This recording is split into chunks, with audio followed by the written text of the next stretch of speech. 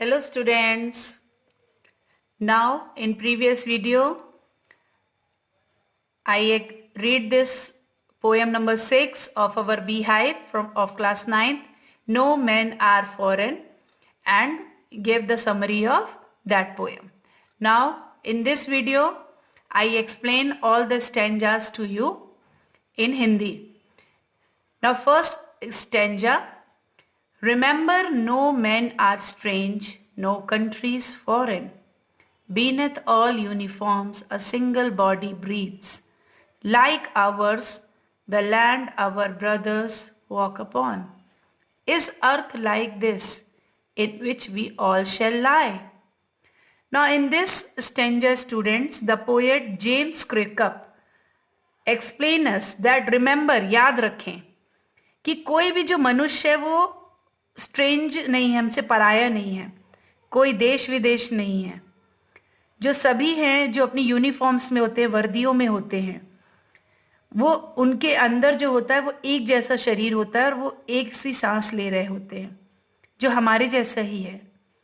और धरती जिस पर हमारे बंधु चलते हैं, हमारे ब्रदर्स चलते हैं, वह धरती हमारी धरती है, हमारी धरती जैसी ही है।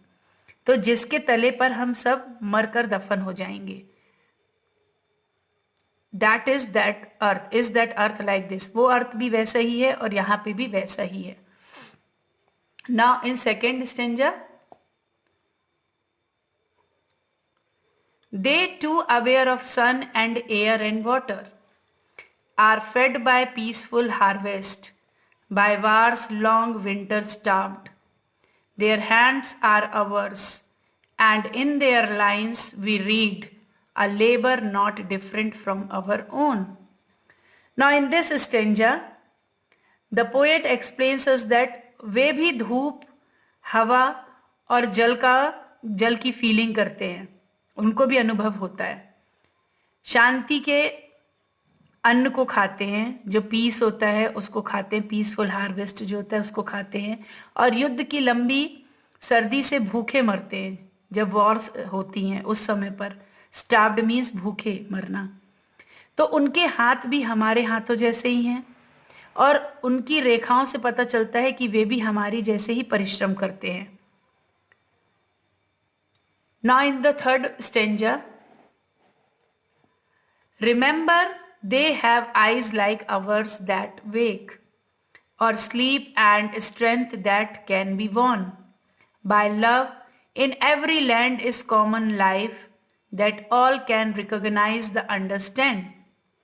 Now in third stanza, poet explains us that कि याद रखें, यहां पर रिमेंबर करने के लिए बोल रहे हैं। पोएट ने हमें प्रेशराइज किया कि हमें ये सब चीजें याद रखनी है। याद रखें कि जो उनकी आंखें हैं वो भी हमारी आंखों के जैसे ही हैं, जो जागती हैं और सोती हैं, और उनमें शक्ति है जिसे प्यार से जीता जा सकता है।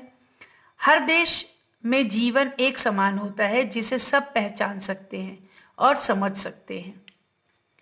Now in fourth paragraph, fourth stanza, students, let us remember whenever we are told to hate our brothers, if it ourselves, that we shall dispose, betray, condemn. Remember we who take arms against each other. Now in this stanza, students, the poet explains us that कि आओ हम सब याद रखें, let us remember, कि और ये जब कभी हमें अपने जो ब्रदर से, भाई बंधु हैं, से कभी घृणा करने के लिए कहा जाता है तो हम अपने आप को ही लूटते हैं, कि अपने आप को धोखा देते हैं, अपने आप को बुरा बताते हैं। याद रखें हम जो एक दूसरे के विरुद्ध शस्त्र उठाते हैं। In last stanza, it is a human earth that we defile. Our hells of fire and dust outrage the innocence of air that is everywhere our own. Remember, no men are foreign and no countries strange. Now in this stanza, जब हम दूसरों के विरुद्ध हम शस्त्र उठाते हैं तो हम मानव जाति की धरती को अपवित्र करते हैं। जो यहाँ पर ह्यूमन जो लाइफ होती है उसको हम क्या कर देते हैं, अपवित्र कर देते हैं। और अपनी जो हमारी दुष्टता है कि आग में धूल से जो इग्नोरेंस, जो इनोसेंस होते हैं, उन लोगों पर अत्याचार करते हैं। तो याद रखें कि ना कोई आदमी विदेशी है और ना कोई देश पराया है। So in this poem student, poet James Kirkup remember us that no men are stranger and no countries are foreign. Like soldiers of different countries wear different types of uniforms, but their bodies are alike. सबके शरीर एक जैसे हैं, उनकी जो uniform है वो बस अलग है, बाकी सारी चीजें एक सी हैं। So students, your homework is to read this poem and try to understood it.